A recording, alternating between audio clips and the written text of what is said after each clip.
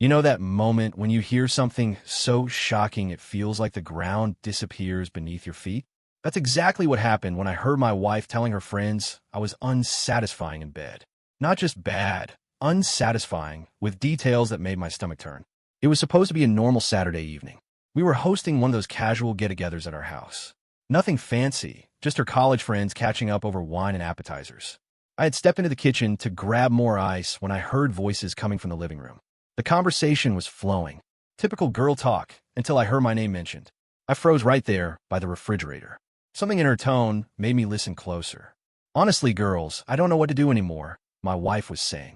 He has no idea what he's doing. It's like being with a teenager who learned everything from bad movies." The laughter that followed hit me like a physical blow. These women who smiled at me and made polite conversation all evening were now laughing at my expense. "That bad?" one of them asked. "Worse. He thinks he's some kind of expert, but it's just awkward. Really awkward. I've tried dropping hints, but he doesn't get it. Sometimes I just lay there thinking about my grocery list." More laughter. More details I won't repeat. Each word felt like a knife twisting deeper. I stood there in my own kitchen, ice melting in my hands, listening to my wife of 6 years diminish me in front of her friends. This wasn't some private conversation between best friends. This was a public roasting, and I was the main course. What made it worse was hearing how comfortable she sounded. This wasn't the first time she had talked about me like this. The way she delivered each punchline, the way her friends responded, it was all too rehearsed, too familiar. I set the ice down and walked quietly toward the living room doorway, staying just out of sight. I needed to see their faces. I needed to understand how deep this betrayal went. "Maybe you should talk to him directly," suggested another voice. I recognized it as her best friend, the one who always seemed a bit different around me. More reserved. Now I was starting to understand why. "Talk to him." My wife laughed again. "And say what, honey? Everything you think you know about pleasing a woman is completely wrong." That would crush him. He's actually proud of himself, if you can believe that. The cruelty in her voice was something I had never heard before. This wasn't the woman I married. This wasn't the woman who told me she loved me every morning. This was someone else entirely. I watched through the crack in the doorway as she took another sip of wine and continued her performance. Her friend were hanging on every word, some looking uncomfortable but still listening, others clearly enjoying the entertainment. "The worst part is he thinks he's being romantic," she went on. "All those little gestures, the way he tries to set the mood. It's almost sweet if it wasn't so ineffective." That's when something inside me shifted. Not heartbreak, not anger, something colder, more calculating. I had spent years trying to be the husband I thought she wanted. I had listened when she said she needed more attention, more romance, more effort. I had changed my schedule, adjusted my priorities, learned to communicate the way she said she preferred. And this entire time, she was using me as material for her comedy routine. I stepped back from the doorway and walked quietly to our bedroom. I needed space to think. I needed to process what I had just discovered. Sitting on the edge of our bed, I replayed every conversation we had ever had about our relationship. Every time she said she was happy. Every time she told me I was getting better at understanding what she needed. Every time she smiled and said everything was fine. All lies. All performance. The worst part wasn't even the criticism about our intimate life. It was the betrayal of trust. It was the fact that she could look me in the eye every day while secretly mocking me to her friends. I could hear them still talking downstairs, their voices carrying through the house I had worked so hard to provide, the house where I thought we were building something real together. But now I knew the truth. While I was building, she was demolishing. While I was investing, she was withdrawing. While I was trusting, she was betraying. I sat there for maybe 20 minutes, letting it all sink in. Part of me wanted to storm downstairs and confront her right there in front of everyone. Part of me wanted to pack a bag and leave without saying a word. But neither of those options felt right. They felt reactive, emotional, weak. No, this situation called for something different, something more strategic. If my wife wanted to play games, I was about to show her what a real player looked like. If she wanted to humiliate me in private, she was about to learn what public humiliation actually felt like. But first, I needed to understand exactly what I was dealing with. I needed to know how long this had been going on, who else knew, and most importantly, what her real feelings were toward me. I walked back downstairs with a smile on my face, rejoining the party as if nothing had happened. I made conversation, refilled drinks, and played the role of the perfect host. But inside, everything had changed. The man who had walked into that kitchen was gone. In his place was someone who understood that respect isn't given freely. It's earned, demanded, and when necessary, reclaimed. The game had officially begun. The next few days were like seeing my life through a completely different lens. Every interaction with my wife became a study in deception. Every smile, every casual touch, every "how was your day?" felt like part of an elaborate performance. I decided not to confront her immediately. That would be too easy, too predictable. Instead, I wanted to understand the full scope of what I was dealing with. I needed to know if this was just about our intimate life or if her disrespect ran deeper. It didn't take long to get my answer. Monday morning, she was on the phone with one of her friends while getting ready for work. I was in the bathroom brushing my teeth when I heard her laughing. "Oh, he's trying to be helpful again," she said, clearly talking about me. "He reorganized the garage this weekend. Took him the entire day to do what should have taken 2 hours. But I just smiled and said, 'Great job, honey. What else can you do?' Right, there it was. The condescending tone wasn't reserved for discussions about our intimate life. It was her default setting when talking about me to anyone who would listen. I rinsed my mouth and walked past her with a neutral expression. "Have a good day at work," I said, kissing her cheek like I always did. "You too, babe," she replied sweetly, as if she hadn't just been mocking me 30 seconds earlier. This became my new routine. I started paying attention to everything. The way she talked to me versus how she talked about me. The difference in her voice when she answered the phone, depending on who was calling. The subtle eye rolls when she thought I wasn't looking. Tuesday evening, we were watching television together when her phone buzzed with a text. She glanced at it and smirked. "What's funny?" I asked casually. "Oh, just the girls planning another get-together. Nothing important," she said. But I caught her typing a response that made her smile in that same way she had smiled when entertaining her friends at my expense. Wednesday, I decided to test something. I suggested we try a new restaurant that had opened downtown. She agreed, but I noticed how she phrased it when she called to make the reservation. "Yes, it'll be 2 people. My husband saw it online and really wanted to try it," she said, with that same subtle dismissive tone I was becoming familiar with, like I was a child who had spotted something shiny and she was indulging my simple desires. The restaurant experience was illuminating. She was perfectly pleasant to me throughout dinner, but I watched how she interacted with the waiter. Friendly, engaging, animated. And she would turn back to me and the energy would shift. Not hostile, just less, like she was dimming herself down to match what she thought was my level. At one point, she excused herself to use the restroom. While she was gone, the waiter came by to check on us. "You two seem like a happy couple," he said casually while refilling our water glasses. "We've been together 6 years," I replied. "That's great. Your wife seems like a lot of fun. Very outgoing." "Interesting choice of words," I said. "Very outgoing. Not you both seem fun, or she seems nice." He had noticed the same thing I was seeing. With me, she was contained. With everyone else, she was vibrant. When she returned to the table, I decided to push a little. "The waiter mentioned you seem very outgoing," I said, watching her reaction. She blushed slightly. "Oh, I was just being friendly. You know how I am." But I didn't know how she was. Apparently, I had never seen the real version of her, the version that existed when I wasn't around to supposedly dim her light. Thursday brought the most revealing moment yet. I came home early from work to find her on a video call with her college friends. I could hear the conversation from the hallway before I announced my presence. "I swear, sometimes I feel like I'm living with my dad instead of my husband," she was saying. "Everything has to be practical. Everything has to make sense. There's no spontaneity, no excitement, just routine." I stood there listening as she painted a picture of me as some boring, predictable man who was holding her back from living her best life. The same man who had surprised her with weekend trips, who had supported her career changes, who had encouraged her to pursue her hobbies even when they were expensive.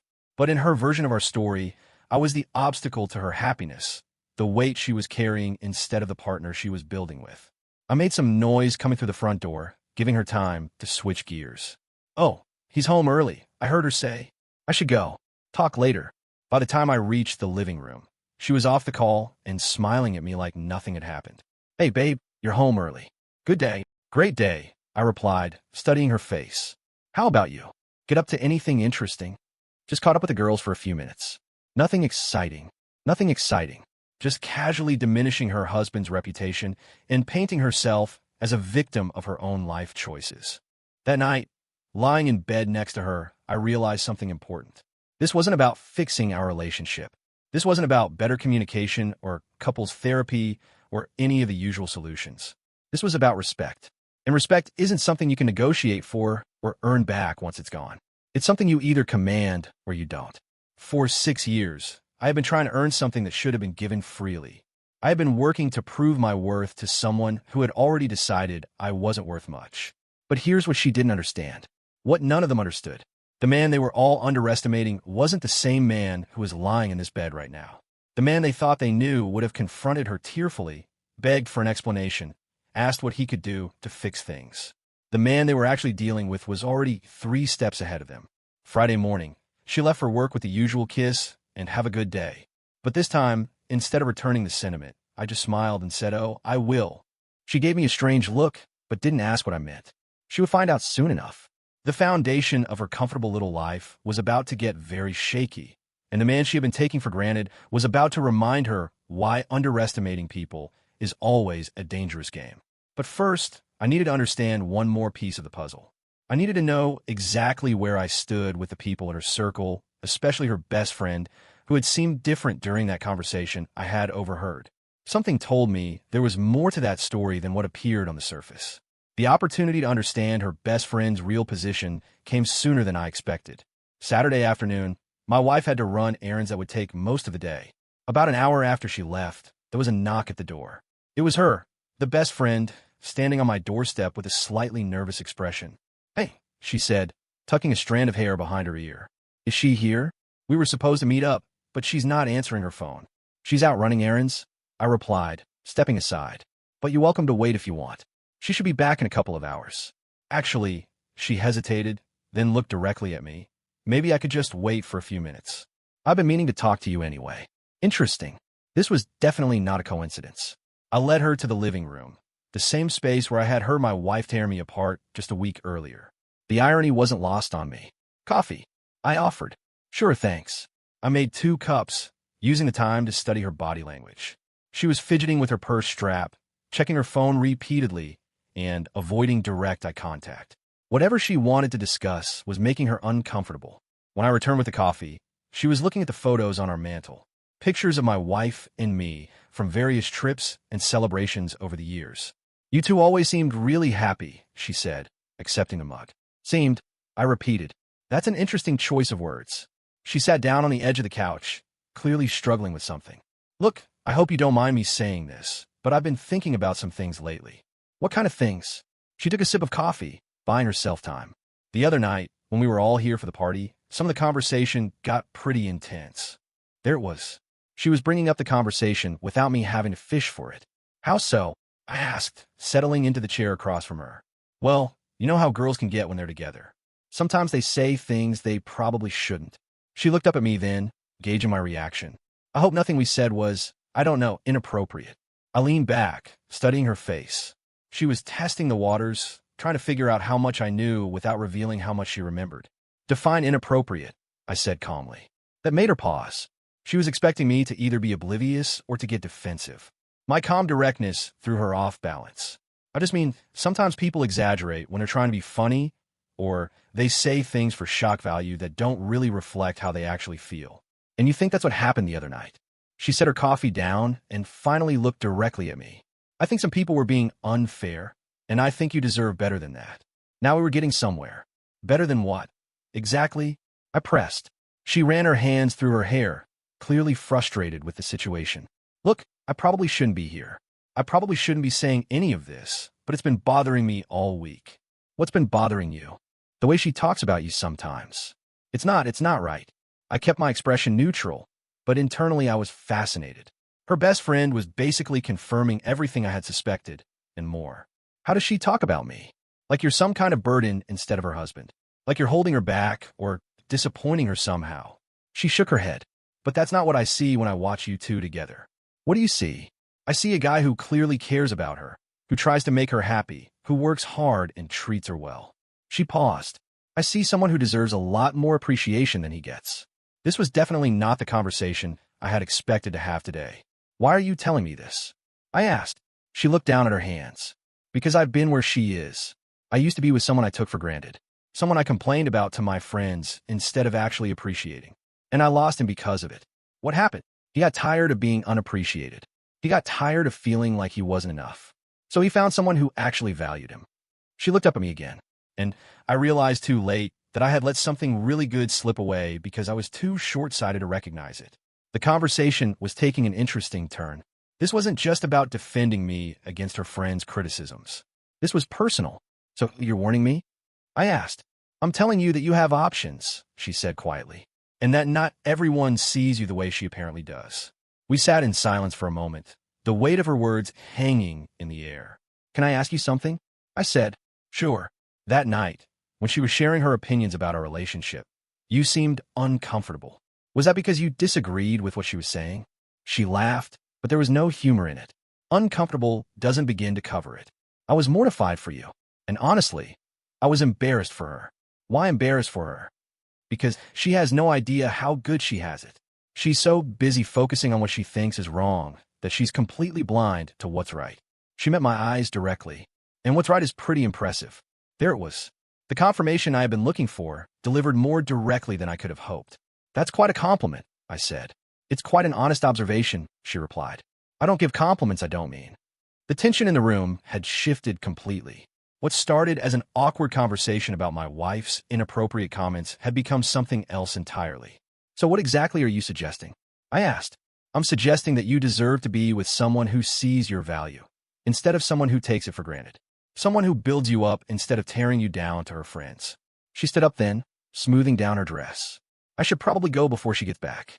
"Probably," I agreed, standing as well. At the door, she turned back to me. "Just think about what I said, okay? You have more options than you realize." After she left, I sat back down in the living room, processing what had just happened.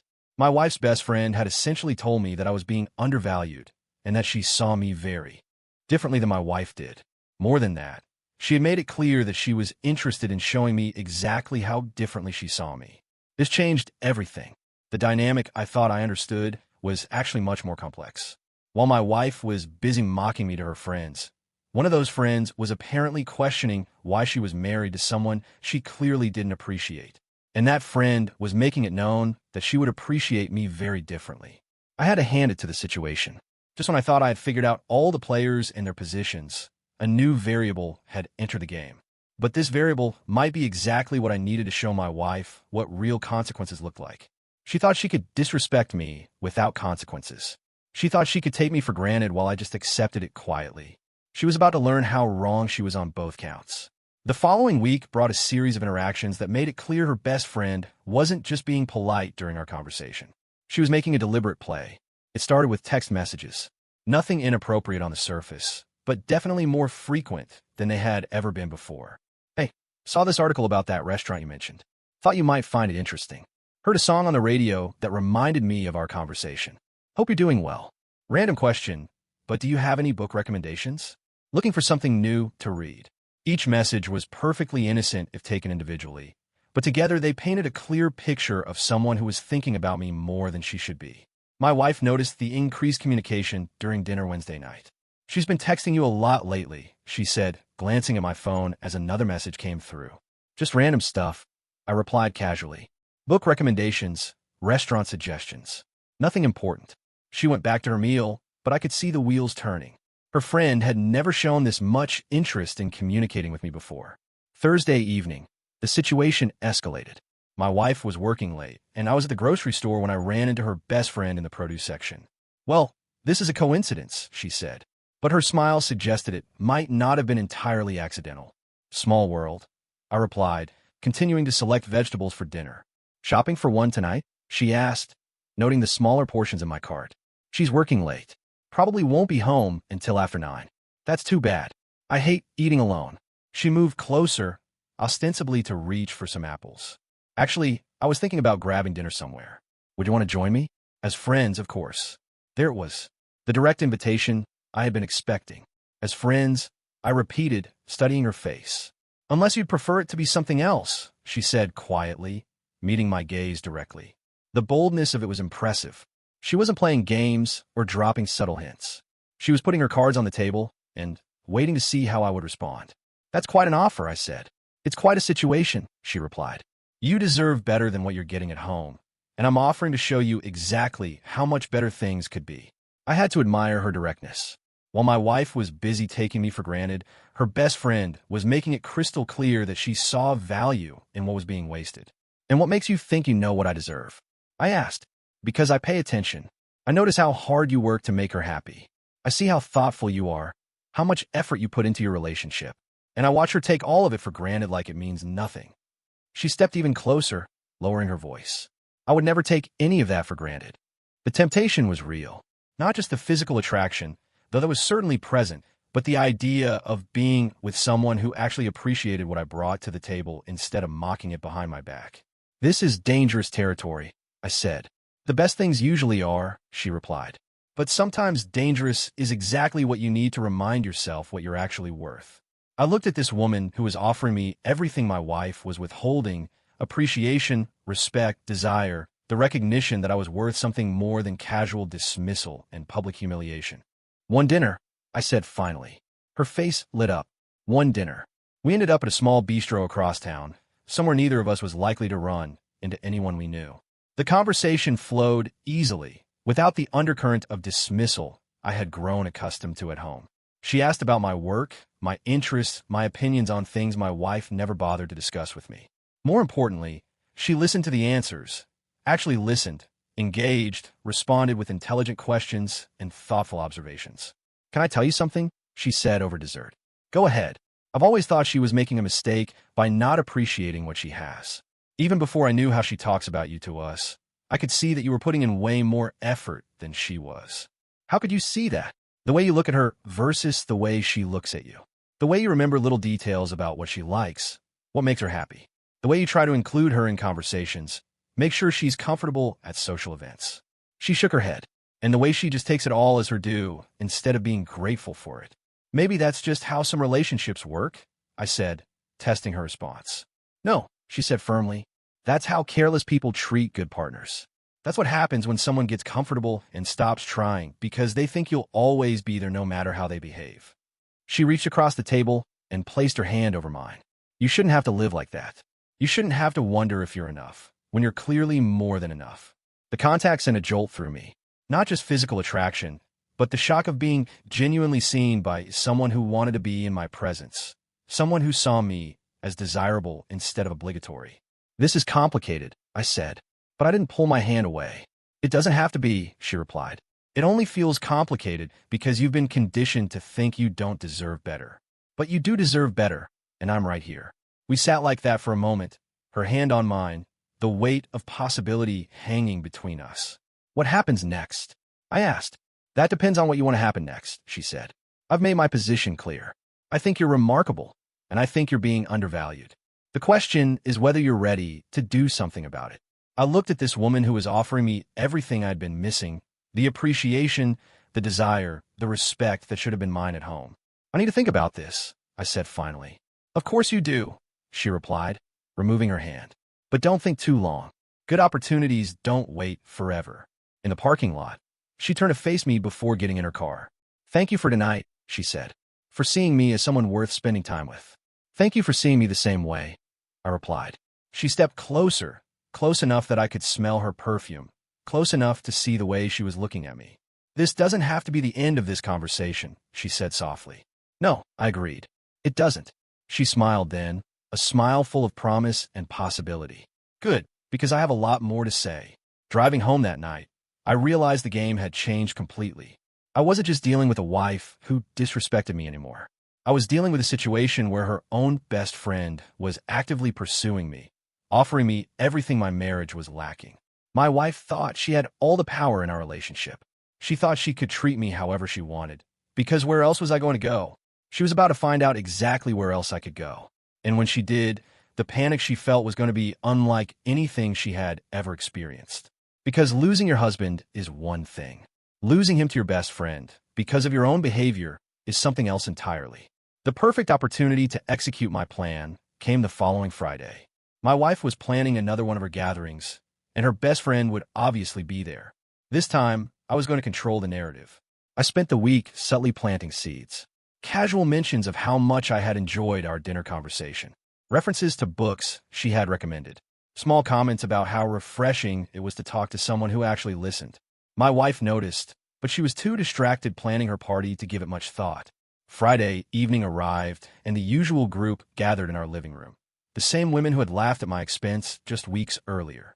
But this time, I wasn't the oblivious husband serving drinks and staying out of the way. This time, I was an active participant. I made sure to engage her best friend in conversation early in the evening, right in front of everyone. Nothing inappropriate, but clearly more connected than we had ever been before. "How did you like that book I recommended?" she asked when the group was discussing weekend plans. "Finished it in 2 days," I replied, leaning against the kitchen counter where everyone could see us. "You have excellent taste. I should have asked for your recommendations years ago." The comment hung in the air just long enough for my wife to notice. She glanced over with a slight frown, but the conversation moved on. An hour later, I made my move. While my wife was in the kitchen refilling snacks, I sat down next to her best friend on the couch. "I've been thinking about what you said," I told her quietly, but not so quietly that others couldn't overhear if they were paying attention. "Which part?" she asked. But her smile told me she knew exactly which part. "About recognizing when someone sees your worth." She leaned closer, ostensibly to hear me better over the conversation around us. "And what conclusion did you reach?" "That maybe it's time I stopped settling for being undervalued." The women sitting nearby were definitely listening now, though they were pretending not to. The energy in the room shifted subtly as people tuned in to our conversation. "I think that's very wise," she said, her hand brushing against mine as she reached for her wine glass. "Life's too short to waste time with people who don't appreciate what they have." That's when my wife walked back into the room. She took one look at us sitting close together, having an intimate conversation that the entire room was focused on, and her face changed completely. "What are you two talking about?" she asked, forcing a casual tone that didn't match her expression. "Just discussing some book recommendations," her best friend replied smoothly. "Your husband has excellent taste in literature." "Does he now?" my wife said. But there was an edge to her voice that everyone heard. I stood up, walking over to her with a smile. She was just telling me about this novel she thinks I'd enjoy. Something about people realizing their worth. My wife's eyes darted between us, and I could see the gears turning. The increased texting, the dinner I had mentioned, the obvious comfort level we had developed. She was starting to connect dots she didn't like. "How nice," she said tightly. The evening continued, but the dynamic had shifted. My wife kept glancing between her best friend and me, looking for signs of something she couldn't quite name, but definitely sensed. Around 10 o'clock, people started leaving. Her best friend was one of the last to go, and she made sure to say goodbye to me personally. "Thank you for another lovely evening," she said, giving me a hug that lasted just a beat too long. "I hope we can continue our conversation soon." "I'm sure we will," I replied, very aware that my wife was watching from across the room. After everyone left, my wife started cleaning up with unusual intensity, slamming dishes and folding chairs with more force than necessary. "Everything okay?" I asked innocently. "Fine," she said sharply. "Just tired. You seem upset about something." She turned to face me, and I could see the confusion and growing panic in her eyes. "Are you being unfaithful to me?" The directness of the question surprised me. I had expected her to dance around her suspicions longer. "That's quite an accusation," I said calmly. "That's not an answer. Why would you think I was being unfaithful?" "Because you're acting different. You're more confident, more secretive, and you and my best friend are suddenly very cozy." I looked at her for a long moment, letting her words hang in the air. "You think I'm being unfaithful because I seem more confident?" "I think something has changed, and I want to know what it is." This was it, the moment I had been building toward. "You want to know what changed?" I asked, stepping closer to her. "I started paying attention to how you really feel about me, to what you actually think of your husband when you don't think I'm listening." Her face went white. "I don't know what you mean." "Sure you do," I said quietly. "You know exactly what I mean." The panic in her eyes was everything I had hoped for and more. The silence that followed was deafening. My wife stood frozen, her face cycling through emotions as she realized I knew about her private conversations. "I heard everything," I said simply. "That night, 3 weeks ago, when you entertained your friends with stories about how unsatisfying I am, how I'm like a teenager who learned everything from bad movies, how you lay there thinking about your grocery list." She opened her mouth, but no words came out. "But here's the interesting part," I continued, enjoying her obvious panic. "Your best friend didn't laugh along with everyone else. In fact, she seemed pretty uncomfortable with the whole performance." "She what?" "She came to see me, told me I deserved better, said she couldn't understand how you could take someone like me for granted." I paused, watching her face crumble, and then she proved it. "Proved what?" she whispered. That not everyone sees me the way you apparently do. That some women actually find me attractive, engaging, worth their time and attention. My wife stumbled backward, gripping the kitchen counter. Are you involved with her? Does it matter? I asked. You've already made it clear what you think of me. You've already told everyone who would listen that I'm a disappointment. So why do you care what I do now? Because you're my husband. Really? Because according to what I heard, I'm more like a burden.